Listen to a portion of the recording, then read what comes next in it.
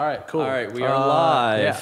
We are live on the Cymatics show with Henry Fong. How's it going, man? What's up, dudes? Nothing much, man. Hammer. Dude, we have enough energy now, but I have this weird feeling about like number 4 tonight. I'm just going to be like dead. We're doing Luca Lush tonight at like 8:30. It's like the 5th podcast of the night. I'm going to be like... And you're already having a couple Coronas? Oh, I know. I'm trying to make it through the day. This is how I'm getting through. As the episodes come out, we're like more and more sauced. I don't know, that's kind of funny. So, yeah, man. I don't know. The reason I like this format is it's so, like, laid back and, like, laxed. You know what I'm saying? It's not so, like, cut and dry or worrying about what shit matters. Yeah, you didn't just, like, pull up with some production question right off the bat, you know? No. I mean, I think that's, like, the last thing, yeah. You know? But, yo, you want to, I guess, first get started, I guess, talk a little bit about not getting into production per se, but some of the shit you're into, dude. Because I feel like looking off your, I mean, dude, even your dreads, but like off your Instagram, I think it's very interesting how it's just not just the production shit. I see you like jumping off. You jumped off a cliff? Surfing. You're way into surfing. Yeah. I'm like hardcore surfer. Like I've been surfing since high school, but like I think my thing is I just trying to be me. And for a little bit, for a couple years, I was just like trying to fit the mold of like this typical, you know, DJ scenario and just try to look like a DJ. And then a couple years ago, I had the realization that I needed to kind of just show more about what I would normally do on a day-to-day basis because that's me and that's what makes me unique, I guess. But yeah, man, I'm a surfer. I do jiu-jitsu. I'm like an avid fisherman. I've been fishing like my entire life, so that's kind of like big thing. And what else? Yeah, pretty much extreme sports in general. I enjoy. Do you skateboard too? I like skateboarding, but I'm not good. Okay. What's the surfing looks fucking tough, man. I've never tried it. Dude, I would compare it to music production. It's just one of those things. It's just like super frustrating the first 2, 3, 4 years, and then you have a breakthrough with it if you don't quit, and you're like, oh shit. A lot of stuff can relate to music production that way. Yeah, absolutely. Yeah. It's just frustrating though because those two things they take so long to get good at. I think that's like the most satisfying stuff though. Yeah. Like the stuff that you actually have to work for. And you're just fucking... And now I'm in the middle of that with like jiu-jitsu. So I just started Brazilian jiu-jitsu. Like, how far into it are you? I'm still a white belt, but you stay. The crazy thing about jiu-jitsu is that you stay a white belt you can be a white belt up for 2 years. Holy that's shit. crazy. So man. kung fu and karate and all these other things, you can get black belts in 2 years. Oh, really? Whereas jiu-jitsu, a black belt can take you over 10 years. Oh, wow. So if you see a white belt in jiu-jitsu, he could be a fucking killer. You know what I mean? To the average Joe. Are you a killer? I'm not a killer yet. Are you going to wrestle Steven after this show? I'd get my ass handed to him. He's fucking, I'd get wrapped up by the dreads in 2 seconds. But after going through like surfing and music production and stuff, I'm like, I just know you gotta hang in there and just stay consistent and you'll have that breakthrough and just. Why'd you pick it up, jiu-jitsu?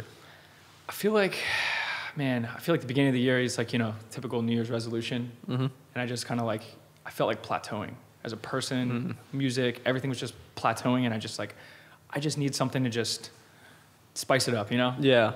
And also like, I feel like a lot of artists deal with like various insecurities and anxieties as, you know, being a DJ and being an artist. And I feel like it's up to me. Like no one gives you a set of rules. It's like, this is what you have to do to strengthen your mind and stuff. And this is what you have to do to keep moving forward. And so I think I just was like, maybe this is something that can help me, you know, strengthen my mind and body to be able to deal with everything. Yeah, that's one of the hard things I think when, like, in all 3 of our situations, like self-managing, you have to at all times because you're your own boss. Yeah. You have to literally be on top of shit. I resonate with that so much because literally, I mean, maybe like 4 months ago, I randomly was at a dinner and my cousin jokingly just said, hey, you want to sign up for a triathlon? It was like a triathlon sprint. And I'm not that motherfucker at all, right? Yeah. Like nothing at all. Like I'm on the computer all day. And I just said, fucking I did. And literally you have to swim like a quarter mile in a lake or something like that. You gotta. Dude, it's hard. I didn't make it. First off, I trained my ass off. The point is you train and you push yourself to that point of... I would have never thought I would be jumping in a lake 40 degrees outside in this wetsuit, like trying to swim this like long ass distance, man. There's something special about putting yourself in like those kinds of situations, and it's kind of like I'm trying to like explain to people. People are like, why do you do jiu-jitsu and why do you do surfing and all this crazy shit? I'm just like, there's something that balances out my life. So it's like being a DJ, being a music producer, sitting at the computer for long hours, being on a plane, and then like this like that lifestyle. If it's just that lifestyle, it's like it can end really dark, as we've seen with a lot of people in the music industry. It's really sad, man. But then there's this other aspect of you do these things that like, I don't know. I guess the whole concept of something like jiu-jitsu is like, you can survive in an uncomfortable situation. You know, some guy's behind you, literally about to choke you to death. You keep your calm. You think in your brain, okay, how do I escape? You take your hand off here and blah, blah, blah, do whatever. And same with you, like you're swimming in a lake that's 40 degrees and you've trained for this triathlon.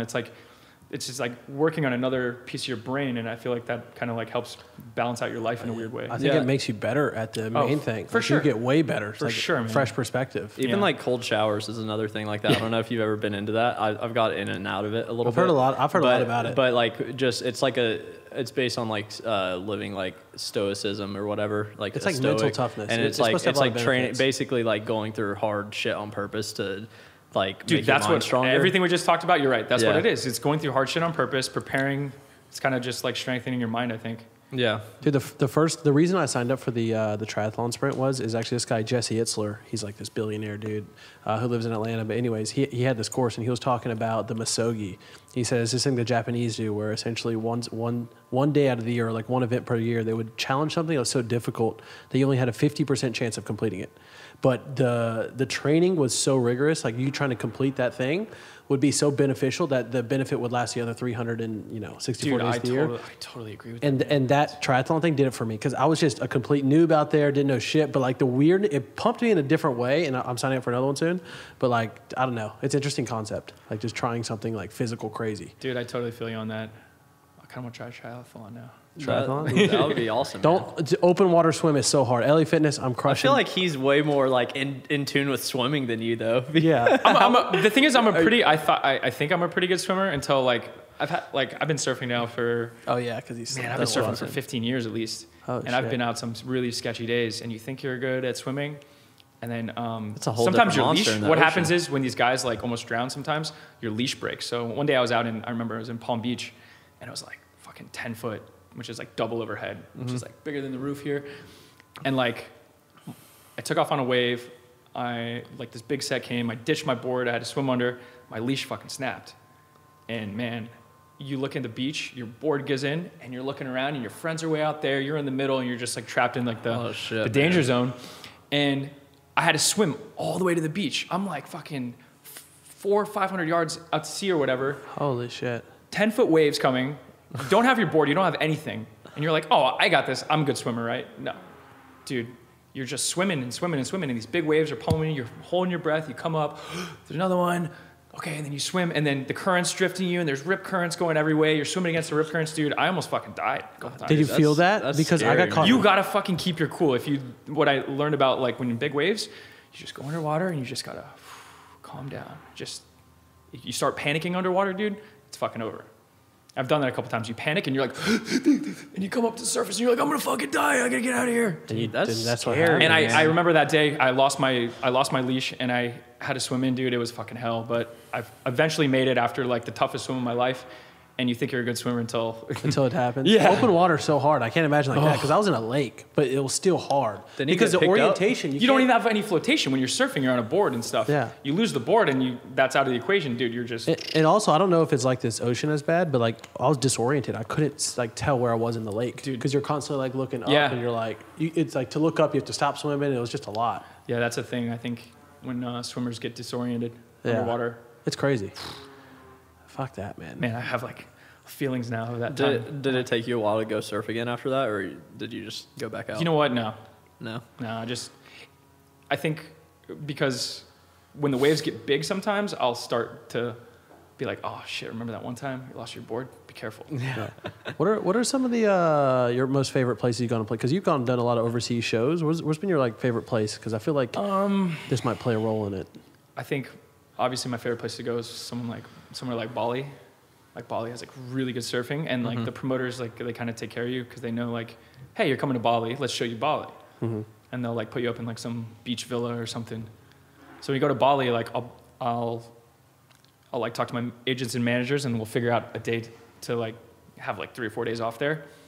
I'll go there and I'll rent a surfboard and I have like 4 days off and I'll just like do surfing stuff. Oh, that sounds fun. You try to plan that in on purpose? Yeah. Every time yeah. Dude, that's so. But it's also like the content because it's like it aligns well with my brand too. So it's like if my my content, Instagram and stuff, it looks like that. I'm like, it just You post like makes sense. surfing videos sometimes. Yeah, yeah. Right? It's like, fuck it. Who cares? Dude, I don't care if this is not what works in normal EDM. It's like, that's me, man. And it's like, that works perfect. better, Yeah. dude. I think it's got to be true. And I mean, sometimes like the way you run your Instagram can be like a differentiator, not just your music. You know what I'm saying? People try to differentiate their music, but sometimes like your brand is a good way to differentiate.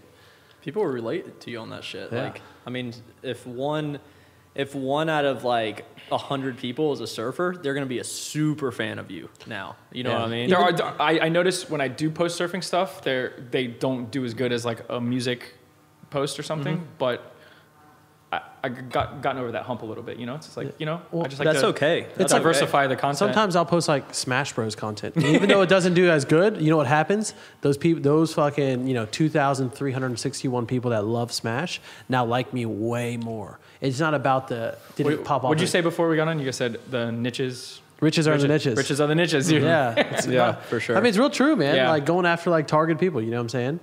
For sure.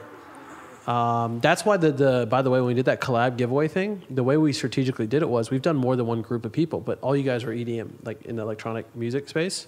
And so trading fans made sense for everybody because we're all, you know what? I was thinking about that. I was like, those were a good group of people. Everyone that were in that thing, I was like, oh, dude, I love That's all what these we guys, always try you to know? do. Or we do like when we do like a hip hop one, we'll get like All the beat beat makers, makers. all the beat makers that are big, and we just go through. And even like YouTubers, we'll get a group of like YouTuber music influencers that might not have like a career outside of YouTube. They're just YouTube guys. Oh, so you guys do stuff with YouTubers? Yeah. Oh yeah, dude. We do so much collaboration with YouTubers. Yeah, YouTubers is fucking incredible. Like, dude, We do a ton of sponsored videos, like just paying people to make like stuff about. And our it's not products. It's not what you think. It's not the YouTuber sitting there saying, "Go get this pack." It's nothing like that. Like literally, what you do is you take the YouTubers, and you just let them do their fucking thing. Like, dude, whatever I tell them, like, whatever you think is cool, just fucking do it. Just like, hey, just happen to plug ourselves or use our shit, but like, do what your audience would love, even minus the promotion. And it's been working so they'll make these sweet videos, and then they happen to be using Cymatics sounds while they're making the videos. Yeah, so it's super natural. Oh, I get it. Yeah. But I didn't think about that, man. But dude, that was like sometimes like we'll pay, we could pay a good bit for a video, and then not every video, but a lot of times you get the money back because people end up going to buy stuff, and then you get free video with 200K. It's free branding. You see what I'm saying? You guys are next level with these marketing tactics. Dude, we got a lot to show you. We want to show you some. Yeah, some especially sauce. I know I'm Henry open, wants the IG stuff for damn sure. Yeah. IG is fun, man. It's just that you get like instant like gratification, especially when you go up like 5,000 followers. You all of a sudden get more. Do you guys likes on do your you guys posts. know that in I guess EDM who kind of started all that kind of hacking marketing stuff? Who? Hardwell. Did he do a lot of Did it? he? Yeah, that's why he blew up so fast. So I watched an interview with him. He did some speech, and I'm also friends with him a little bit. And the dude is on point with his marketing stuff and behind the scenes, like all of his platforms, how he built his SoundCloud, his Facebook. He was the first DJ to do the giveaway, the mashups with the Facebook follow gate. He was the first one to do that. Oh, that's crazy, into like man. 2012 or something. Yeah, I remember when. So then, people were doing that remember, with- everyone started doing the Yeah. like me on Facebook for XYZ. Fucking Hardwell started that shit. Oh, wow. Don't quote me on that, but I'm pretty sure. No, he was one that of the would first. make sense. I mean, He was- even if they're doing it in other spaces, it usually takes somebody to like bring it to the space. Do you know the like the Facebook chatbot on your? Yeah, yeah. And Messenger, we use a lot of it. Yeah. Dude, Hardwell was the first to crack that too, Interesting. and that's why. I saw some people using. I saw Mad Decent using that a few years ago. I saw a couple people. And I was like, dude, we should long be time using. ago. Dude, I was we're like, we crushing just. it. Yeah, we're crushing. Crushing it with We're- Facebook Messenger, dude. It's so good, 90% open rates, super engaging. Like everybody. I have one of those, but I don't really. You gotta it just kinda actively does use its it. You gotta thing. actively Yeah, I like. gotta figure that out. I don't Yeah, know. it's tough, man. It would trying help to make if you had some some. tunes right Yeah, for Well, sure. dude, you gotta understand. Essentially, you build these things that we call broadcast power. So, like Yeah. the more, like for example, email list now. Ours is I think over 900,000, and so we have over 900,000 emails. We have like the Instagrams and stuff is a sort of distribution, but also like Messengers at like over 40K now. What's cool is the Messenger has a really high open rate compared to like traditional email. Oh, yeah. Traditional exactly. email open rate's so shit. Yeah, it's like you get exactly. the Messenger, it's like 50% open Plus, it's rate. you can put media files, so you can have music, you can have Dude, video. it gets higher than 50%. It gets like 80 to 90 sometimes. So That's think, revolutionary. I know it's crazy. In, like, Man. I don't know if marketing it's world? gonna stay like that, but right now we're like fucking milking that thing, milking. man. Dude, that's one thing we learned from Gary Vee was he's like, dude, when you got a ripe orange, fucking squeeze it for all it's worth. That's why we're doing Instagram hardcore You know what I'm saying? too, Because one we day it's can- going to be gone. Do you remember Facebook's eradication of like Facebook like pages that used to have a lot of traffic? Even the algorithm, Yeah. Facebook losing its algorithm. Like I remember when I kind of was coming up in like 2012, 2013, Facebook was the artists' reach were so good. Oh yeah, Bro, I remember huge, like man. I posted a photo, it was like 4,000 or 5,000 likes. Oh yeah. Yeah. Like nothing. Now it's like you're lucky. Post a photo, you get a couple. You're not going to get 30 lucky. to 50. You're lucky to get anything. It's Yeah. crazy, man. They it's just so pulled it back. strict on the type So of... if you squeeze that, I feel like I was able to squeeze the most out of it Take the brand, during yeah. that time out of Facebook and just, I remember a lot of artists rushing to do that. Then it became Instagram. But the cool thing is Twitter has been kind of Twitter's been pretty consistent. stable. I like that about Twitter. It's a very consistent platform. I think it's a great one for YouTube that. and Google are kind of like that too. Even though a lot of musicians don't play it, like Yeah. YouTube's traffic has been pretty good to the creators. You know, Yeah, even vloggers. I thought I remember when vloggers started coming up a couple years ago. I was like, oh, this shit's gonna die in a couple years. You know? No, it's gotten And still huge. fucking- Facebook murked still it though. popping, dude. Facebook murked the traffic. What do you think about Instagram? You think it's going to disappear one day, like the reach? You think they're going to slowly I take just it? think platforms are never permanent. So I think it's gonna be something else. You know. I mean, you already see Instagram's algorithms kind of already starting to get a little Shift weird. a little bit. Yeah. But dude, who knows, man? Something's gonna come in. Do you just fast forward 5 years? Do you think Instagram's gonna be?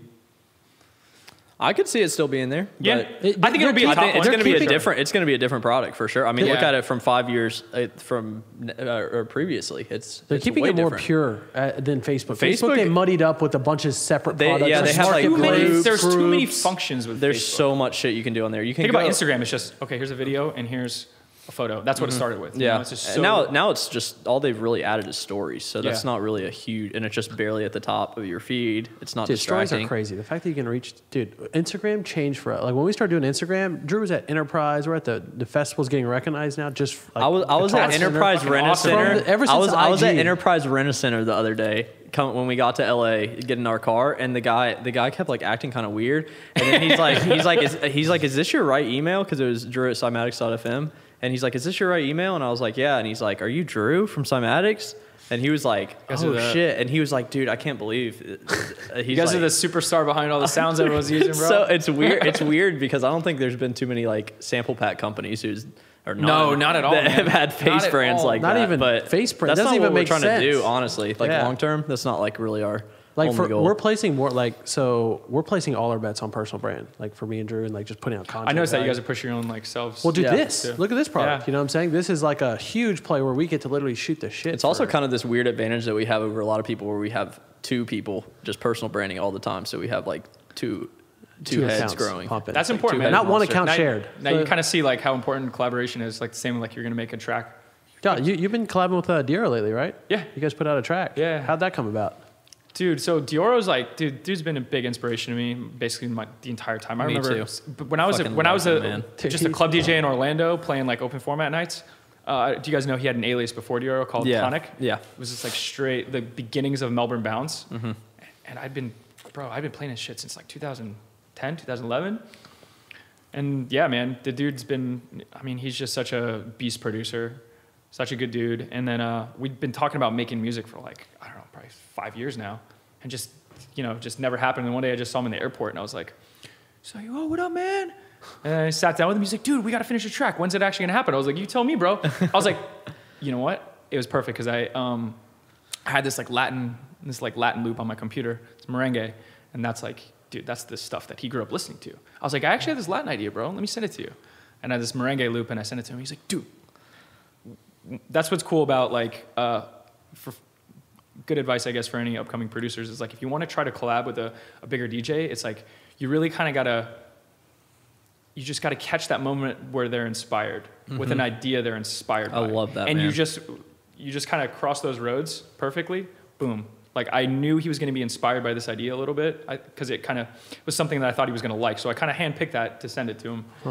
And he was like, dude, boom. He finished it. And like, I think we finished 90% of the idea. And then we just kind of, the rest of the 10% was just mixing little things and getting the vocals and stuff. And then he was like, yo, what do you think about getting Elvis Crespo on the vocals? I was like, are you fucking kidding me, dude?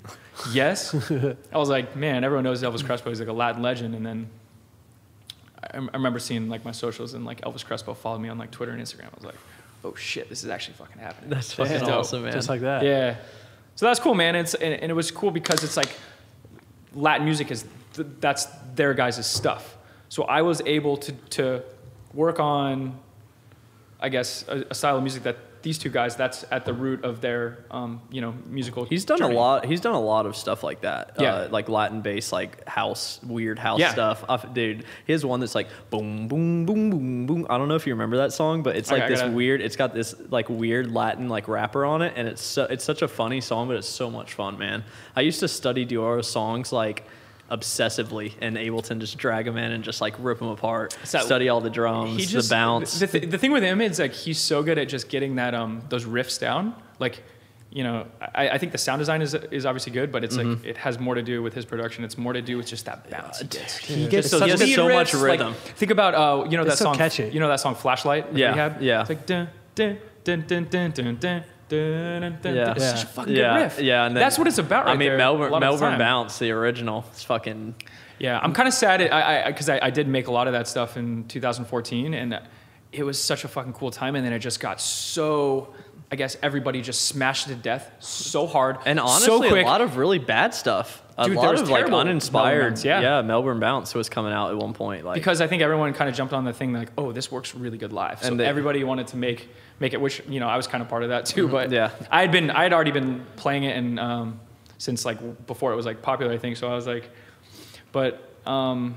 Yeah, man, that was just one of those genres that just came up really fast and just kind of... And it just went away really fast. That's kind of sad. It's so much fun live, though, I feel like Tropical House is kind of like that.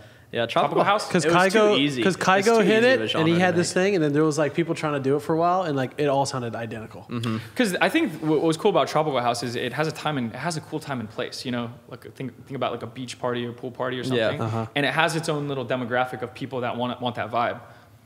But yeah, I think if you're trying to be a tropical house artist right now, it wouldn't be the best. It's really hard. Yeah. It just whenever something is easy, lo-fi is another one. Like a more easy, like you don't have to be as technically proficient. You can write a good melody. I thought that stuff was hard to produce. I never even tried to make lo-fi stuff. No, it's just chill, dude. I could show you like honestly, in most 2 of it seconds comes how to from, make lo-fi but beats. most of it, like a lot of it comes from like the original idea of like the sample, because a lot of it's all sample based. So like, what do you guys think out of all of the EDM genres, like any of it, what do you think the hardest one is to produce? Probably dubstep. To make it well, like not to just like unique and well have a top level mix. Just to get to like that point takes about 5 years. Even having presets aren't enough. So you got to know. I would totally agree with you that dubstep is. Or like something like, okay, like drum and bass, like super neuro, like anything with like really, really technical stuff. I'm not going to just say dubstep. I'm going to say bass music with super technical. Hardstyle. Yeah, like anything that's... What I noticed too out of the dubstep producers, like imagine the really like the OG dubstep guys, like someone like, Skrillex or Knife Party or... I'm just using those two guys as an example because they make stuff outside of just dubstep. But I think the bass music producers, all of them, the guys can make every other genre and they can fucking make it good because they're so good at technical stuff. And I wish more of them knew that though, because a lot of them sometimes get pigeonholed. Look at the original Knife Party EP. They have there's a house song, there's a drum step song, there's a dubstep song, there's even every their recent fucking genre album was like that. Yeah. They're definitely like. I mean, I think Virtual Riot's a pretty good example. Virtual Riot, he can go make great future bass, great like chill. Even someone like Getter can fucking make anything. Yeah, it's gonna exactly. sound good. Yeah. So like pretty much anybody that's just super technical. But the problem is like if you only make something like lo-fi or like maybe make rap beats, something like that, it's really hard to switch to other stuff. Yeah. I definitely agree with that. I think trance. I actually think trance is really hard to produce. To make it well, like because first of all, trance is like it's so based on the melody, and if you don't like writing a really powerful, good melody and chords is like a totally different skill in its own, I think. But not only that, with trance, it's the mixes because you have to layer so many synths. So if you like, I've seen some of my buddies that are trance producers crack open projects, and I've seen how many fucking synth layers it has. So like, imagine having like, I don't know, 10 silent layers just for like this chord or something. Yeah. And it's just mixing like multiple layers like that gets really like. Yeah, I can imagine. Anything that's like really technical, anything that's more about feeling is usually, I'm not going to say easier to make. Yeah. But I would say it's easier from a technical perspective. Yeah, definitely. yeah. But like, I mean, then there's the whole other side, like you said, like knowing songwriting, knowing music theory. Because I've also seen people who are really good technically, but their songwriting is so awkward. You know what I'm saying? But they're great technically, like making crazy sounds, but then awkward, like putting it all together. Like a basic, So what's funny is you see like a lot of producers, they're on this journey and they're making like crazy technical whatever genre it is, and they make all these bangers, and then you see them switch to radio songs, and they're putting out radio songs, and you're like, everyone's like, their fans get a little pissed, and it's kind of like this, oh, you're a sellout. But I think what that is because I just kind of went through that the last 2 years. It's okay, you get yourself to a point in production where you're like, okay, I can kind of make whatever I need to make if I have to do it. I can work all of these synths, I can do this or whatever. And then you start working with vocalists, and this whole other door of songwriting opens up, and you're like, dude, I don't know how to do any of this. I don't know how to work with vocalists. I don't know how to process vocals. I don't know how to write a catchy hook. I don't know what a catchy hook is. I don't know how to arrange the vocals. And I think a lot of producers, that door opens, and then they're like, they start trying to hone that, and it comes out in their music as like radio hits. Yeah. You see it a lot. But really, there's an equal level of skill with learning how to work like a vocal record, I think. No, it definitely. comes with it. But yeah, I feel like the last couple of years, I'd kind of been in a cave just like working on that. Like even just having sensibility with like just hearing a vocal and being like, okay, does this work? Does it not work? Is this hook catchy? Is this top line good? Even just having a sensibility for getting a top line back and be like, yeah, that's cool. That's good because of this hook or whatever. That's crazy. Do you think a lot of producers aren't able to hit a certain scale? You think the vocals play a big role? Because some of the vocal projects seem to like go a lot further distance and a pure vocal, like beat there's type project, guys, you know? There's people that just specialize in vocal production.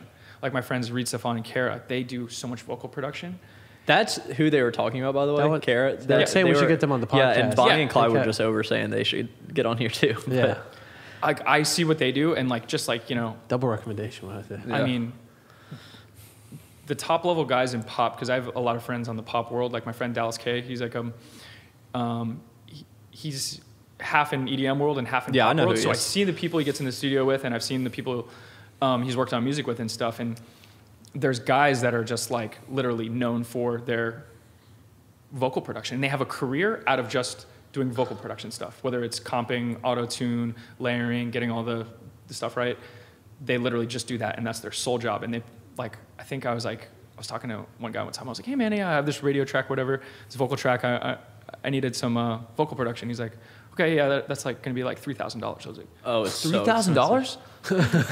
But that's because it's such its own art. Like making a beat is one thing, and you think making a beat is like 90% of it, but then you discover like this whole world of like, as you guys know, like how much goes into like vocal production. It's fucking. How do you think that people can link up with vocalists to actually start practicing? Okay, there's two ways you can go about it. I think you can just make the connections by yourself and hit people up and just do it and hope, just message. Spray and pray. Yeah.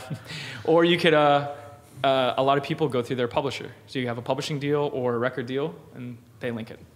Personally, I'm not signed to a label or anything, so I've gone in literally straight DMs.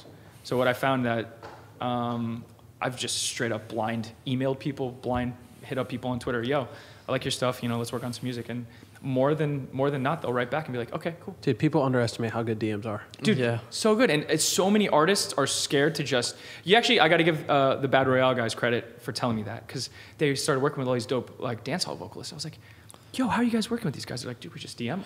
I was like, what? You just DM them? So then I started... they're like, yeah, just try it. So I started DMing people, and I was getting good results. I have a song coming out.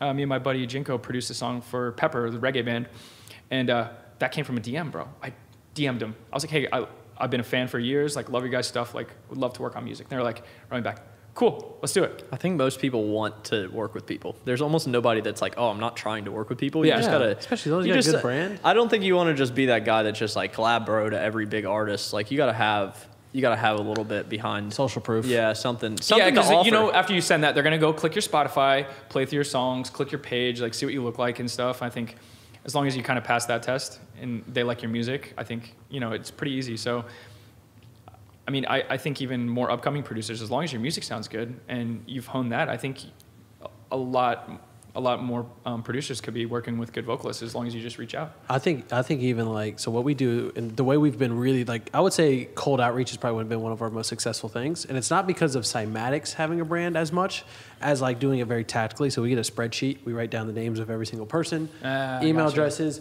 relevant thing to them. So like, for example, is that the Gary Vee trick? No, this is something we just Okay. built on our own. We use Mailshake. It's a fucking beast. I got to show you later. But Okay. so let's pretend I'm hitting you up, but we've never talked to you, right? So we'd put Henry Fong, email address, manager. But then we'd also say, like, we'd write down, like, what are they currently interested in right now? Is it a current release, a tour? And then what we do is we write this message that says, hey, contact first name. So, hey, Henry, I'm actually just reaching out because we're a big fan of what you do. I saw that you have X reason coming up. I'd love to help you promote it. We have the Cymatics community. You know, we have this many fans, 800,000 on an email list, Instagrams, et cetera, et cetera. I'd love to do a hard promo on our like this show. It's like know your customer, man. Yeah, you gotta like exactly. know the people, and you know what they're really. Yeah, and it is a good value prop. You know what I'm saying? Yeah, 'Cause that's good. But like using what they're up to like to your way in is so much better because people are selfish. It's not like it's human nature. You know what I'm Yeah. saying? And that shit works like a fucking charm. Dude, that's crazy. I mean, that's you notice that too when people send you emails. You're way more likely to open an email that's like related to something that you're doing. and not just somebody asking. When somebody's like, Check out my peep. Yeah, That's how people. Like somebody, $75, somebody bro. will like send a demo. Even it's like, hey, I heard you had quite a bit of Moombahton in your sets lately. Here's a new Moombahton song. I'm gonna fucking click it. That's a I'm gonna way click it. better message. Always click it. That's a rather great than like message. Kind of what you said about Diero. The Latin influence with like that track. It kind of follows the same rules. You know what I'm saying? Yeah, Like I knew. this- I was like, man, if he's gonna finish anything I'm gonna send him, it's probably gonna be this one. You know, so it's like, Is he in LA? yeah, he lives in down south though, Dude, a little more towards Orange County. Everybody fucking lives in LA. Man. Yeah, That's crazy, man. Is it expensive out here for you? yeah, it's ridiculous, bro. Ridiculous. Like I came from Florida, man. I lived I in know. a fraternity Georgia's- house. My rent was in my fraternity house. It's $400 a month. $400 a month. I mean, we live in Georgia, so it's like same shit. Like down suburbs. It was a really rude awakening. Like I came from Orlando and I had roommates and stuff, and then I moved out here. I was just like, dude. Do you think it's important moving out here for a producer? Look, now social platforms are so good that I don't think it's absolutely essential. But I think if you're the type of person that can deal with the hustle and you're that kind of person that doesn't get tired of go, I think it can 100% benefit. Because I remember when I first moved out here, I didn't really have anything going on. I think I had one label release. And my buddy had a music blog called The Bingo Balls. I don't know if you guys have ever heard of The Bingo Balls. It was this music blog, like more targeted towards college kids. And I remember I was trying to get into a show like at this place called Yost Theater in Orange County. And I remember like I wanted to go backstage and like network with these artists. And I remember lying to the front lady. I was like, hey, I'm a writer for Bingo Balls. I'm going to cover the event tonight. Can I get a backstage pass? And they're like, yeah, go ahead. As long as you do the write-up, we'll approve the write-up and everything, but here's your backstage pass. Ended up going backstage. Ended up meeting like, I think who it was? It was Showtech, I think. Oh, Ended wow. up meeting Showtech, got their email, and then they started playing my stuff, and that was, one little factor in that helped everything. But yeah, if you're down with that kind of hustle and when you first move out here, you will 100% benefit because you're just you're just increasing your odds, man. Like there's a big pot of all these DJs, producers, music industry people, and you just go in the pot and you mix in the pot, and your odds of meeting people that are gonna kind of share the same interests are just higher. Yeah, Yeah. that makes sense. No, I love the backroom sneak hustle. Yeah. Like, I mean, I think That was just like one thing. A lot of very successful people talk about the little like things like that. You know what I'm saying? It's some little thing, and you would probably, I think nowadays if you're an upcoming producer, you'd be like, oh, that's stupid. It's like, dude, you gotta do what you gotta do. No, Yeah, no, it's that's scrappy. awesome, Yeah. man. Yeah. That's what you should be doing. Anybody that says that's stupid is probably not going to do shit. Yeah. to be I'm too good honest. to do that. It's like, all right. Well, But then like after that era, I remember doing like that kind of stuff, and I was just trying to get into the same places where DJs were playing. And then I remember getting a random email back one day from Hardwell's label. They just signed like a random email demo. We're like, what? They fucking actually checked this demo? They're like, hey, we want to sign this demo. I was like, no fucking way. This is a joke? so people should be sending out their demos to labels. Dude, you have to. Oh, okay. So this brings me to the other, I guess, turning point that happened around that time when I was starting out was, do you remember Kazette? The guys that used to be signed with the head. Avicii's? They had the heads on. Yeah, Kazette. So Kazette, I opened for Avicii one night with my friends, and it was like me, Dallas K, and the Milo Notice guys. We were opening for Avicii in my hometown in Orlando at the House of Blues. And Kazette, it was built right after us, before Avicii. And I was in the back room, and they had like really exploded with their electro sound. Like this was like 2010, Yeah, I remember that. 11, 12, somewhere around there. Yeah. And I remember asking them just like tips. I was like, yo, what should I do? How do I do this? They're like, dude, you got to send 1 million emails. I was like, what? Dude, we used to do that. So They're like, hardcore. you got to spam emails, man. I was like, okay. So I listened to them, and just goes back to what we were saying about trying to work with vocalists. Dude, I've sent fucking 1,000 emails to vocalists. Hey, looking for a vocal feature on this track. I would love to work with you on this. Boom. And it happens. And, you send out 1,000 emails, like one of them's going to write you back. Dude, that's why I tell people it's a numbers game. You know what I'm saying? Because if you're only getting a 1% rate, you still imagine only picking 5 vocalists and sending 5 emails trying to get a vocal feature. No one writes you back. You can't be upset because you only sent to 5 people. Yeah. Like, I think people do that with like their outreach. They think, oh, people aren't responding to me. I'm like, dude, you've only hit up 20 people. yeah. I mean, part of it is, obviously you got to have good music and you got to have that stuff tightened up. But like a lot of it is just persistence and just making sure you're. But I will always remember those guys telling me, email, reach out to people as much as you can. And I did that with blogs too. So I remember when the blog game was like, you email your shit to blogs, and blogs would post it. And that's how you like. Did you have a big list at the beginning of? Oh, bro, I had a fucking all the Dude, blog email me and list. Drew would make it our homework. We'd literally. But it's funny how that model changed now, right? Yeah. Like, so think about that. That used to be Blogs, so you could good. blow up off of a blog. And then it was the DJ promo email game. Everyone wanted, and then I remember getting in, and I remember the first time I got an email list of like that had all the DJs. I was like, it's like Tiesto's email, and like all these guys' email, and people were sneaking in, like trying to get big DJs' emails, and then you just boom, just bomb everyone with promos. Yeah. Eventually, I remember Chucky played one of my songs in his podcast, and then another one was in like Tiesto's Club Life in like 2012, and I was like, coming from those that's emails. it, that's all I wanted, man. But yeah, Dude, it was funny. Tiesto had a track, and he actually had one of our pre-drop vocals. oh shit, Yeah, really? like, right. It was Yeah. like that. What was I forget what song? Boom, it was? boom, boom, boom, boom. What is that? Oh, song? that was your Boom, guys. boom. Yeah, that What was the vocal? that's a What does he fucking big say? track. Yeah. What does he say when it Bring that dropped? ass back. Like, Bring that ass back. That was our Yeah. yeah. buddy Marlon we used to know from like high school. way. But yeah, it was funny. I'm trying to think of all the tracks I have. But he was a Cymatics huge loops in. Tiesto fan, so it was just for him to hear like, Oh shit! yeah, you see what I'm it's saying? Bro, funny. imagine if he had publishing on that record. That shit No, has like that's- 50 million that's the streams on thing- it. That's the thing about our samples, though. You gotta We let try that go. Yeah, dude, Well, dude, we don't want to be greedy That's about that good shit, for man. us, like success stories. You know what I'm saying? That's No, what, no, I'm just But joking like, about that. but like the weird part is there's companies that do that. They no, like I've heard like stories. I don't know. I don't want to say any names because I don't want to say false information. But I've heard stories of some of the bigger, well-known ones that you would know of reaching out and saying, "Hey, you got to pay us royalties on this because it got this big." You can't do that though, because there's a. No, Well, but they'll put it in fine something in print. fine Oh, print, and their calls like, Like but you're just not getting the telling same. You know what I'm anybody. saying? You're not looking at Nobody it. reads that. Yeah, nobody because reads like that shit. unless it says explicitly 100% royalty free, which we always do, if Yeah. it doesn't say that, then But then also, you know what problem we bump into sometimes is that somebody will use, let's say, a couple set of sounds, a loop or something, and then they'll try to claim other people's songs, saying Based on the copied loop. me. It's fucked and up, even man. though they're using the same loop. What? Dude, okay. And for us, that makes it infuriating. So I It's talked to like, my buddy dude. Reed about this, and I was like, asked him because he'd made sample packs, and before I made my sample pack, I was like, okay, I'm about to make my sample pack for Splice or whatever. Like, how do I do this? Mm-hmm. And he was telling me like all that stuff that happens, and just with sample packs, as you guys know, it's like kind of a gray area with certain things. Mm-hmm. So yeah, I can totally see how people would try to make a loop and then Yeah, but it's maybe- silly. You know what I'm saying? Because like, Yeah. you can, it's still like it's not their it doesn't become your content. Do you remember? because Do it's you remember when royalty-free. like Vengeance was the only sample pack company, Yeah. and Yeah. everybody was making music with Vengeance sample packs? And it was weird when And you could hear pick out the sounds like oh, this, yeah. dude. Yeah. Yeah. I mean it's kind of like that now with us too. Yeah, because you It's- guys are like one of the most dominant sample packs, and same with like Cashmere. It's like someone uses a Cashmere Yeah, sample. you're like- you know. But it's not a not bad as thing. it's not as No one condensed cares. as it was, where Yeah. you literally had all the producers only using Vengeance. Some like literally only I know, Vengeance. It was crazy, man. It was a different time. also the samples used to be a lot worse back in the day. The kicks don't Dude, slam. everything sounded worse. Dude, some of back the then. kicks- The way production has the production quality. If you go back and listen to the music from 2010, the way it's mixed, the kick drums, all this shit, you're like, It's like, oh my god, flappy and like, Yeah, I mean, dude, you couldn't download presets. Like, do you remember? Did you use presets back in the day? No, dude. I Like remember using 2012? I remember everyone just used Silent and Massive, and then you had to go on YouTube and you had to watch tutorials on like how to make the Skrillex bass sound with Massive or something, or like Silent. Like, always so hard. To Yeah. see massive tweaking the little things back in the day. We bought one preset pack, remember?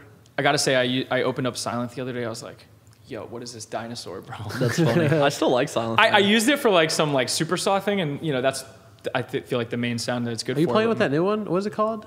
Phase plant. Phase plant? It's pretty awesome. I got the actually Rob Swire put a bunch of DJs in a DM group, and he's like, "Hey, I have a free copy of Faceplant for everyone." Oh, that's cool. Yeah, he And I was did a like- bunch of the presets. You should check out the effects ones. I need he to did in download there. it. I need to download Dude, it, the but- effects presets he did this one called Dial Up, and it just like sounds like a Like a dial up phone. like phone that it just purely synthesized. Like, dude, Damn. he's such a next level sound designer. He's There's probably, one that Rob- sounds. Yeah, There's one that so sounds like a amazing, police man. siren like thing. Like Dude, coming Rob right is by. he's a G.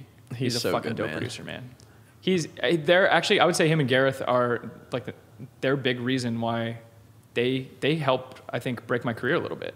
Oh, really? Yeah, You're talking 'cause- about Gareth Emery? no, Gareth from Knife Party. Oh, okay. Never So mind. Gareth and Rob together, like, dude, they supported so much of my shit at the beginning. I remember they helped me. They introduced me to people at EDC one year, and they introduced me to all these people.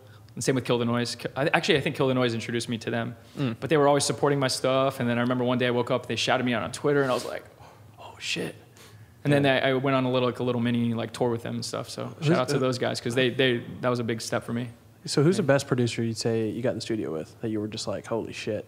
This guy's fucking amazing. It's actually one of my good friends, man. I think he's one of the best producers I know. But it's funny though. Out of all the guys you go in the studio with, and you go to the studio with like some of these like big EDM producers, you become to realize that it's not about their engineering skills or their like how good they are at Serum and all this stuff. It's just the way they have the ideas in their head and how they lay these ideas out. And it's not so much about, oh, this guy has the best processing chain ever. But that's just my personal experience because I haven't worked with a lot of dubstep producers. Maybe that's Yeah. different. But I know a lot of house guys do like that. I've been in the studio with like one of the guys that in my opinion was one of the best musicians that I worked with was Tommy Trash. Tommy Trash is a fucking G, man. But he's obviously good at the engineering side of things, but what I noticed when I got in the studio with him, he's so good musically.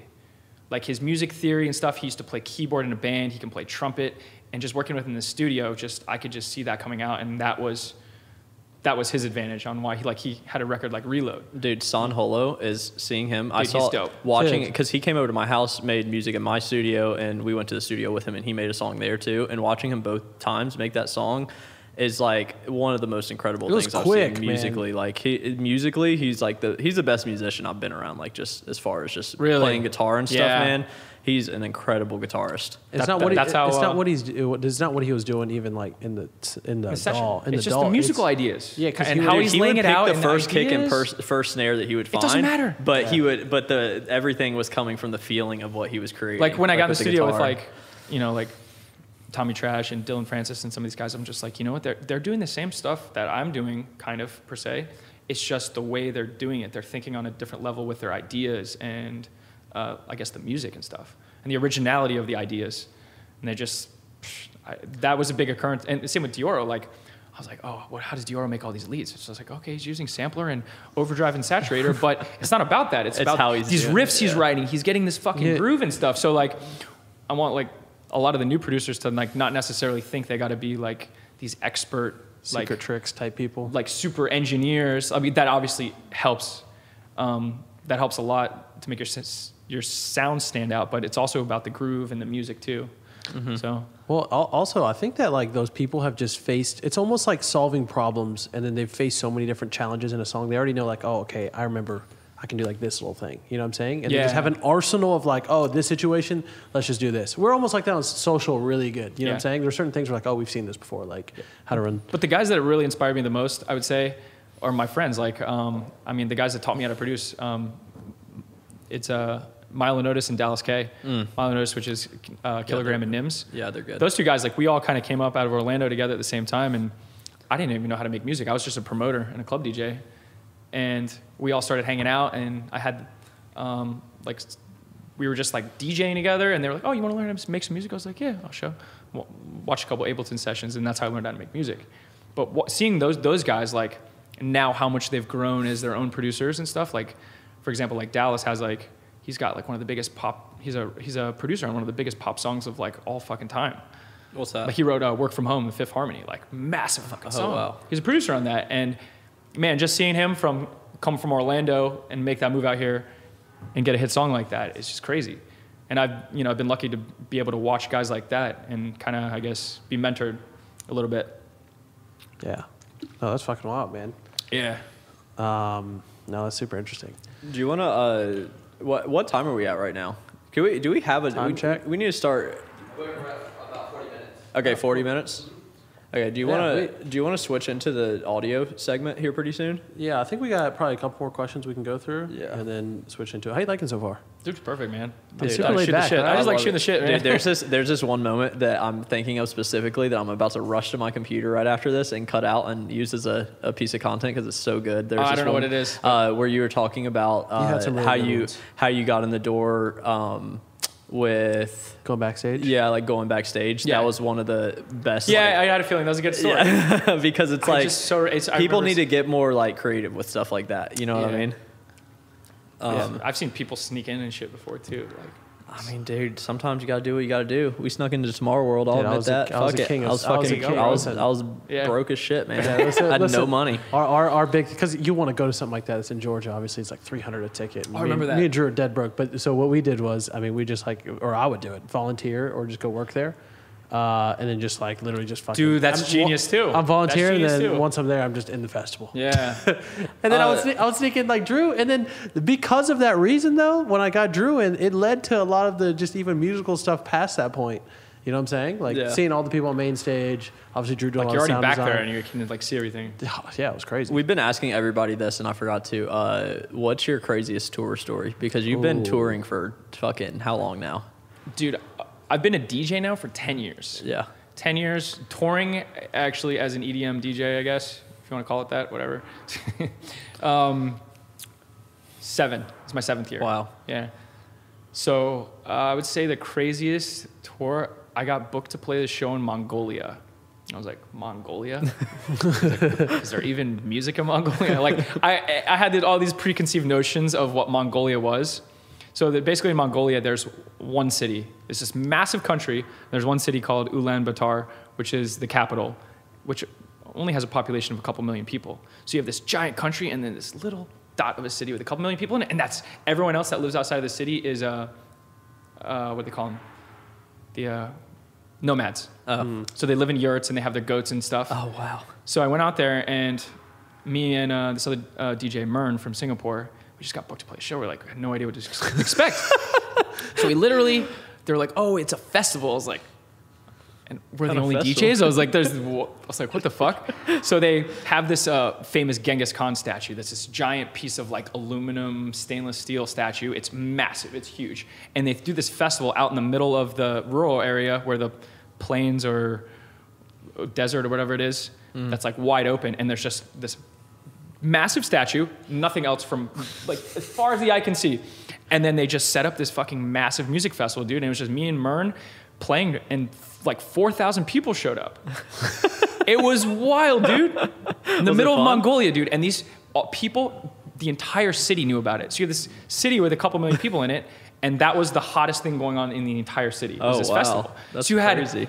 all walks of life at this festival. Was it like the EDC type culture, anything like that, like rave culture? Or no. It was more just like you went to a giant like outdoor like something like a celebration. Like it was more like a 4th of July outdoor party. Oh, wow. But they loved. You can tell that the music. This was in like 2016 maybe, and you can tell the music had just starting to get picked up. So I had to play. I remember DJing and I was playing music from 2013. I was playing like Martin Garrix's wow. Animals, and it was like fucking going off. And Animals was fun, right when it came out. by 2016, like if you were playing that, you were An idiot, man. you were not a cool DJ. No, that was a dope record. You got to No, give that's that credit. that's such a great record, man. But Yeah, I remember playing Martin Garrix's Animals and everyone just losing their fucking shit. But I didn't care. Like, That's that's so part of your funny, DJ. You man. got to play to the crowd, right? So I was playing all this throwback big room and it was just like, boom, it was going off, man. that had to be fun, man. Dude, because I love Big that's Room. like- Big Room was fun. I When it was at love Big festivals Room, and man. Dude, shit. everyone can hate on big room all they want because I made Big Room for years. I can't say part of me shit. has to stay true to that because that's how I started. You know, I started making big room basically, and it's like, dude, it works. That's where I It works started live. getting into like the technical side of EDM production was with Big Room, and then I switched over to some other stuff. But Yeah, It's something. I don't know. it's hard to make it sound like a big song. That's a tough. It's tough all about thing the to do. melody, man. Yeah. You just nail that drop riff, and you're fucking good to go.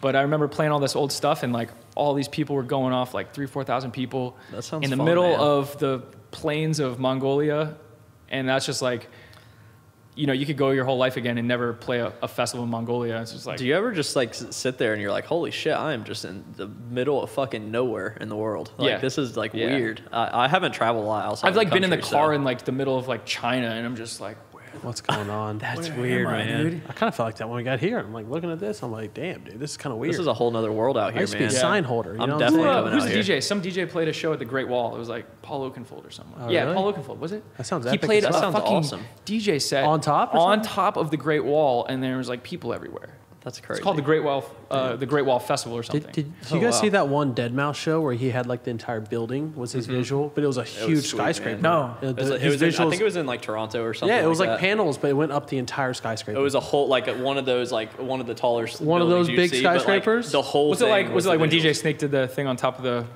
Eiffel Tower? What was that? What the did he do? I Arc didn't de see that. Triomphe. It was the Arc de Triomphe. I didn't see that one. He premiered a new song and he played like a DJ set on top of the Arc Let de me see if I Triomphe, can- let me- which let is me like look real quick. one of the most famous That's crazy. monuments of all time. What's the biggest show you played? People wise, Oh, probably like a festival or something. like how many you think? How many people in the crowd? I played like EDC and Ultra, but I would think I played this festival in Thailand, S2O festival, it's like the water festival. The stage was fucking massive, dude. I don't know, there's probably 20,000 people or something. Dude, I don't Do you know. get scared going up there sometimes? Dude, You get a little I will nervous? say this: playing club shows where everyone's uptight, like kind of looking at you, I get way more nervous. You go to a Dude, fest- that's what Bonnie and I keep Clyde hearing do. the same shit. I keep you hearing go to a festival, there's so many people, you can't even see faces. That's And you're just like exactly up what there, they but said, like the thing man. about a festival is you go up to a festival and you're like, you can more or less play whatever you want because people aren't really leaving. Mm-hmm. You know what I'm saying? So you can get away with a little better. Club set, you're kind of working, like, you know, just say a club show with like 400 or 500 people, you're like really working to keep everyone in the room. Yeah. And it's a lot more pressure, I think, in that aspect. That's so funny. So do you like playing those smaller or bigger shows? I like both, dude. So like, it's good to play the big shows and it's good to play the small club shows. But as a DJ, you know, I used to be like more of a hip hop open format DJ, like locally. So I learned how to play the worst of the worst. Yeah. Early on, like I remember, dude, I was playing like cha-cha slide, country music, like you fucking name it, ridiculous stuff. Like, and I learned how to play that. So like when I got to the point where I could just play only dance music, I was like, oh, fucking this is heaven, dude. I got a question. You were talking about being a promoter. Yeah. And the weird thing is that Daniel was a promoter from Bonnie and Clyde. And I think that learning, I don't know, I might be wrong. It was learning a little bit of that side of things, like hustling and trying to sell shit. Absolutely, dude. I used to, so I had this night, it was called Riot Wednesdays. It was in Orlando, Florida. And this was at the time like Blog House Electro was like really popular. Mm-hmm. So it was like 2010, 2011. And yeah, man, me and my buddy Nims, we just like had this idea. We're like, yo, let's start an EDM night, but at the college at UCF. So like UCF was like huge college, like 50,000 kids go there. And the only other dance music nights were like downtown or further away. So we're like, let's do one at the college bar and make it like really more college oriented EDM kind of night or whatever. And then I did this like, okay, let's print out some flyers. Here's the night. It's called Riot. We're going to just DJ. Pass out some flyers, get our buddies to come out. First night, there was like 20 people there. I'm like, okay, this sucks. So then I just kind of had to figure out the hard way, like how do you get people to an event? So we worked out the branding. We worked out the drink specials. We worked out specific things like, hey, if this bartender works, more people from this fraternity come. And then I would hit up people that worked at apartment complexes, and I would be like, hey, can you open up all the mailboxes? I want to put all my flyers in all the mailboxes. So then I would go around to all the college complexes. I would ask the mail people to open the mail up, because on the back end, on the mailboxes, you know, downstairs at like a college apartment, you just have, and then they have one big flap that opens on the back, and a couple times they would just let me put all the flyers in. I just boom, boom, boom, smash all the flyers in there, flyers on the cars, flyers on campus. Just going in. And then I remember Facebook advertising was brand new. And I learned how to use Facebook advertising the very, very, very beginning when it was so brand new. Mm-hmm. And I think it was way more effective back then. I don't know. Yes, If you know gotta how work to harder use it. now. If you knew how to work it back then, because not that many people were working it. Yeah, you got to be And smarter It goes now. up in cost the more time I goes had on. people coming to the event like, oh, we saw an ad online on Facebook. And I don't even remember what the platform looked like back then because it was like 2010. Yeah. But yeah, I remember the ad campaign definitely helping the event a lot too. But Dude, I would say Facebook ads help build Cymatics. yeah. Dude, Dude, yeah. we've spent Just- over $900,000 at this point on Facebook ads over Yeah, the we past spent a couple lot of on years. Facebook. It's Payback, though, so it's exponentially like- grow. Dude, it's such a good Someone investment. told me a story. I don't know if it's true. That said that Excision went really heavy in Facebook ads when Facebook was like really popping for DJs. I think it's still popular. Yeah, it's still, if you do it the right way, it just like It's harder the more now. people use it, the more it's going to go up in cost. Well, dude, you obviously. have to. So Facebook ads is a way to get the traffic, but then to make that traffic like then have a way to where you can capitalize on it long term is hard. Like that part is hard. Like so, a lot of Like people a long-term strategy. A lot of people think you just hit the promote button and you're doing the same thing that we're doing, or like that higher level companies are doing. I'm like, dude, it's so much deeper than that. That's just like the first tip of like a then something that should knock over one domino that just a knocks thought. over 20. You guys should manage DJs. Dude, you know what? You guys would be fucking boss at managing DJs. We would, but You just have it's not really our thing. I like so consulting. much. I like ta- consulting with yeah. people and talking to like people there like you go. you helping or, like, set up cool ideas and to level them up a little bit. and not be tied down to like one person, because I love getting creative and like being able to step outside of Cymatics and be like, hey, we'll help you with like your project for like some of a my couple friends do weeks or that here. My friends Chris and Jaso from they were the guys that started Control at Avalon. Yeah. They started their own like kind of branding marketing agency, and they consult with I think most of their clients had been DJs. Yeah, and that's cool. they work on their like visuals, their content, their branding, their logos. We'd be all that like stuff. growth hackers. Like, Yeah, okay, what are you- that's badass, what are man. you trying to do? Like, okay, let's get everybody to see this shit. You know what I'm saying? Yeah. I mean, I would recommend. The funny thing is, we'd recommend a whole different set of shit. We'd be like, all right, your ass is going YouTube. You're doing Yeah. this. You know what I'm saying? And watch what happens to your music. Yeah, when you kind of analyze like what they need yeah. and just be like, dude, think about how many people are gonna watch this and then be like, dude, he does Brazilian jiu-jitsu. Like, holy shit. You know what I'm saying? You should Or- start posting some videos of that. Yeah, I've never seen that, and I always see the surfing I ones. want to and get shit. better, but the thing, there's the biggest skill level gap I've ever seen of anything in Brazilian Jiu-Jitsu. Like, I'm still a white belt, and I'll literally go in, and I just get humbled on the fucking regular. Wait, can you dude. post that though? I would love to see. No, your that's ass get that. taught. That'd be People good would love to content. see You could be like, I'm the training, progress. guys. Yeah, And, like, I'm in getting 2 to the years point now from where now, I can people will be last like- without getting tapped, so I can go and I can roll with higher belts now, and I can roll for 6 minutes, and I won't get tapped. Dude, that's got to be a workout. You should man. roll with And Jordan I'm- for a little bit. Jordan, You're in you really guys good wanna- shape, aren't you? Do you run Yeah, and stuff. dude, yeah.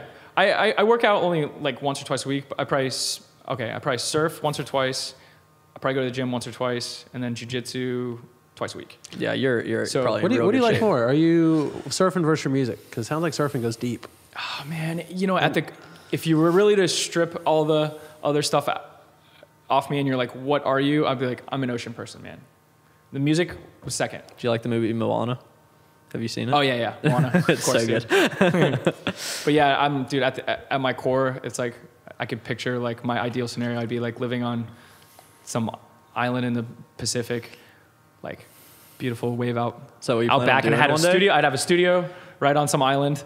Just like, But dude, it ties in with the ocean. yeah. No, that's If awesome. you had bro. enough money, would you do that at some point? Just retire off to an island somewhere? 100%. Not That even a sounds fun, question, man. Like at the end of the day, it's like, you know, I feel like I never started to be like a DJ to just be the most fucking famous, richest DJ. It's like I started being a DJ because first of all, I love the music, but what I liked about it was just the lifestyle, man. You know, I was just into the lifestyle of being able to just not be your own boss, I guess, but I love like living in California, and I just love like a normal day. Like I'll wake up, I'll go surfing at like 7 a.m., come back, I'll hit the studio for like 4 or 5 hours, and then I'll drive to Hollywood, I'll go meet with my managers, come home, go to jiu-jitsu for an hour, come back, hit the studio for another 4 hours, and that's just like ideal day, man. that's And fun. then the weekend hits, I go out, play a couple shows, come back, and I just like this variety of things, you know? That's the us. dream, we man. set That's up what it our, is. Yeah. we try to set up our lives like that. Yeah, we have where you enough can little kinda flex, just- you know what I'm saying? Like you're flexible with like Yeah, but see how it's like a balance. Like I feel like it's so weird to me, like that people can just go and just do like there's guys that just do studio stuff. I mean, all dude, day. you And I'm see, like, it's sad, man. Sometimes it ends up really bad. Like it sucks because It's people really get easy to so obsessed with, or not just obsessed, they get pressured into doing it. it's sometimes.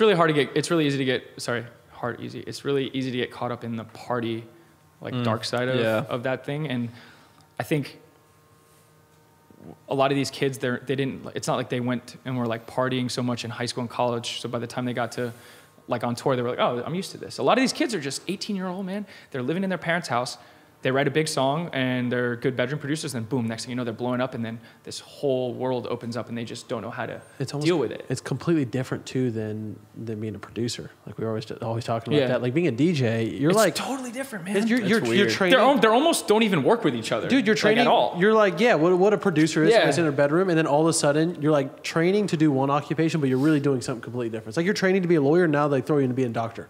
Yeah, like, so what? So I find personally, like having like you guys said too, like having just that balanced schedule of all these different things in your life just really helps negate any of the bad things that can come with, getting caught up with like the party side or the darker side of things. Yeah, it seems like, especially if you just don't drink every night, that's a huge thing. Like, Dude, just make sure you're not drinking at every one of your shows and getting fucked up every night. That seems like a lot of people fall into that. That's a nightmare, man. Long term too, especially like short term. Sure, you might be able to get by. Dude, I saw Black Bear talking about. I don't know if you know who that is. He's like a rapper. Yeah, he's like a rapper singer maybe. He makes his own beats and stuff. He kind of does a little bit of it all. But he's had some really bad medical problems because his drinking has I destroyed know his plenty of people like that. And his body. Getting caught up in the moment, I think man. somehow college, I got it out of my system in college. I went to college. I somehow was able to graduate. Don't ask how. I was like learning how to make music and promoting and DJing in college. Yeah. But I feel like I was like a pro partier after college. So I got a tour and I'm like, oh, this is easy, man. And all these, it's so funny, man. I'll go play a festival or something and there's some like, younger DJ that's like 19, 20, like really excited to be on tour. He'd be like, I remember this one kid, Carta. Carta, he's a Chinese DJ. He came up to me one time and he's like, hey man, ever heard of a Jaeger bomb? I was like, hey dude, how old were you in 2006? He's like, 9. I was like, that's when I did my first Jaeger bomb. Get out of my face. No,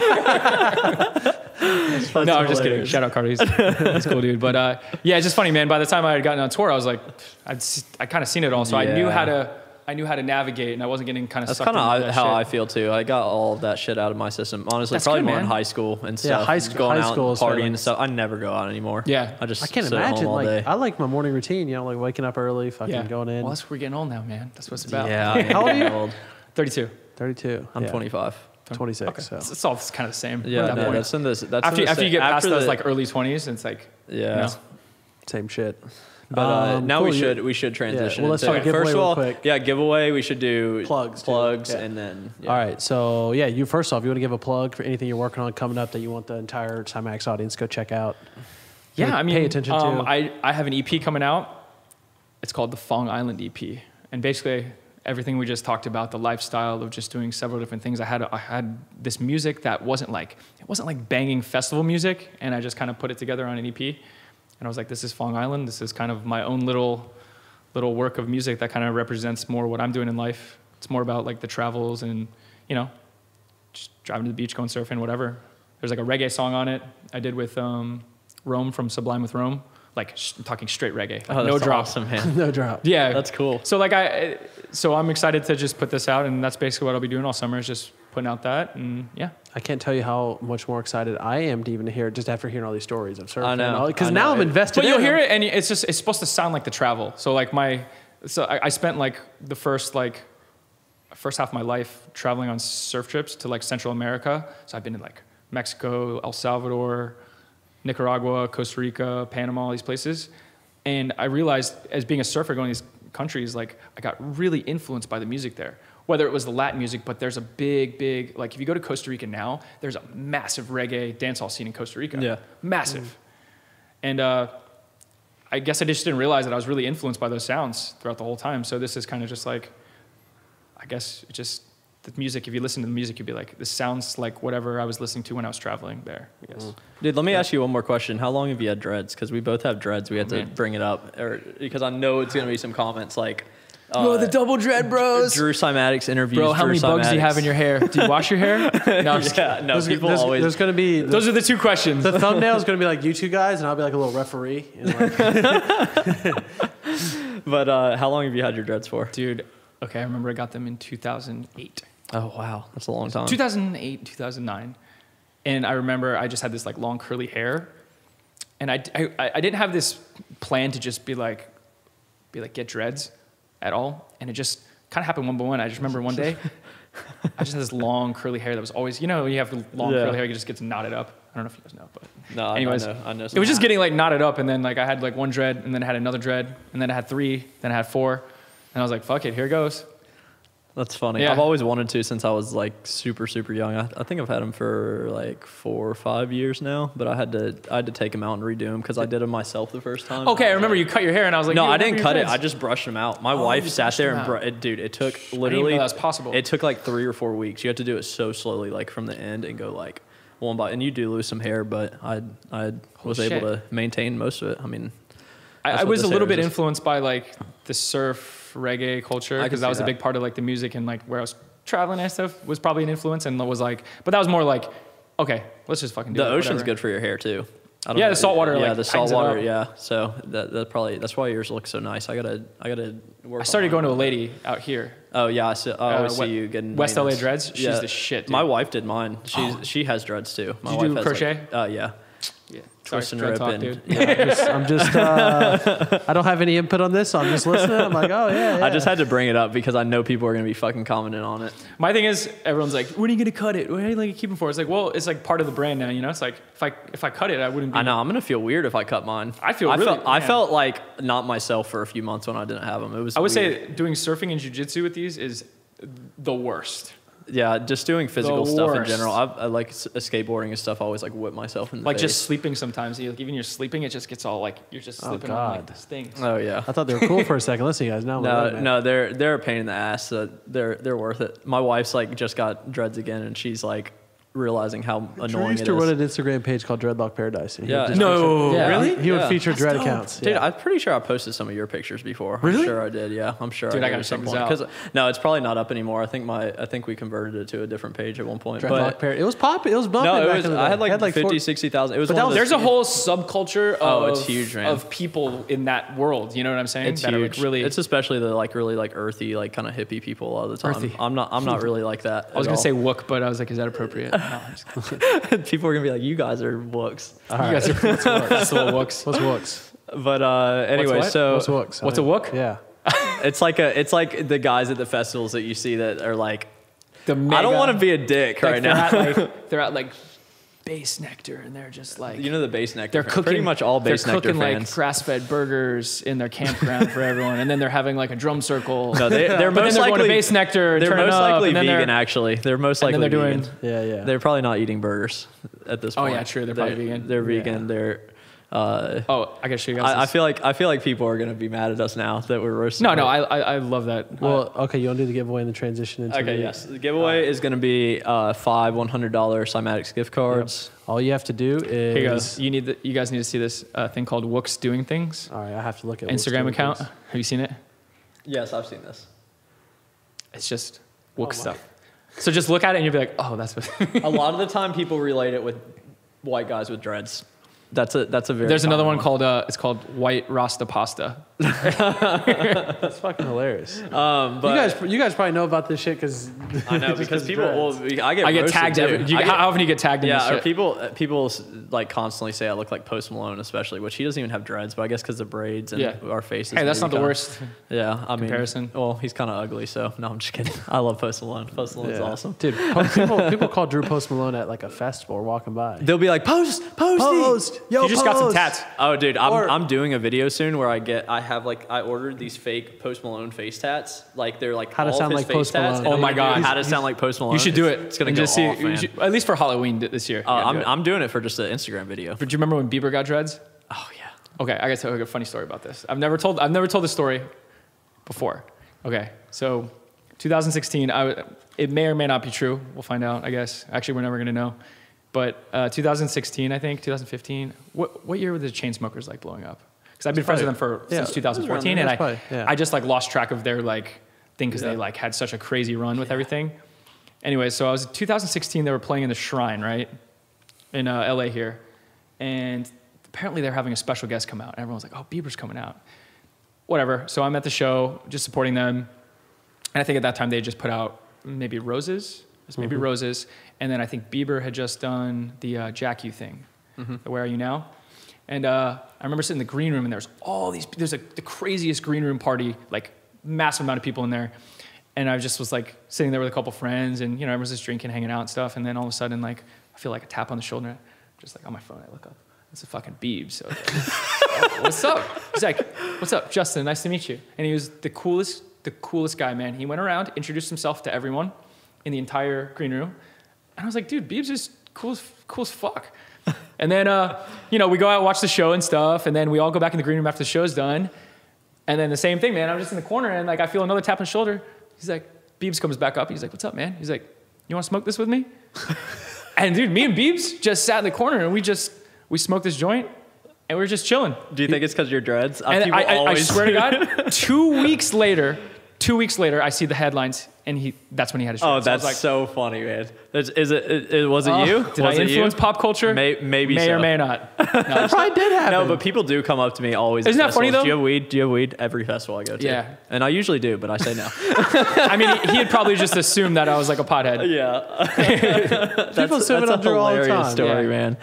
But I gotta say, dude, he was a really nice dude. That's and he just awesome, was like, man. we Dude, kicked it, we smoked, and then that was it. Dude, most people who are funny. successful are usually like pretty good people. You gotta be a nice guy at a certain point, or Yeah, you're I just feel like not- if you're like a dickhead, you get weeded out pretty. Yeah, because Yeah. people Pretty quick. spread that shit around. Like I tell everybody, if somebody's an asshole, I'll tell fucking everyone. Yeah. if they're a dick to me. So I haven't had too many bad experiences. there's not somehow. a lot, but when it does, it sticks out in your head so bad. That's all I can think tell about. you. I'm not gonna No, say it on here, but you can I tell us remember after. the time that a couple of the guys were I know who assholes. you're talking about. But Anyways, you want to? Anyway, okay, yeah. so $500 gift card. Say a timestamp. Five $100 gift Five cards. $100 gift cards. Say a timestamp of your favorite section of this podcast in the Yeah, comments. just say what part, why you liked it, and then timestamp. Timestamps help. You don't have to do it if you don't want to, but Helps timestamps us. definitely help. And then also, if you're listening to this on SoundCloud, Spotify, etc., you got to do it on the YouTube channel.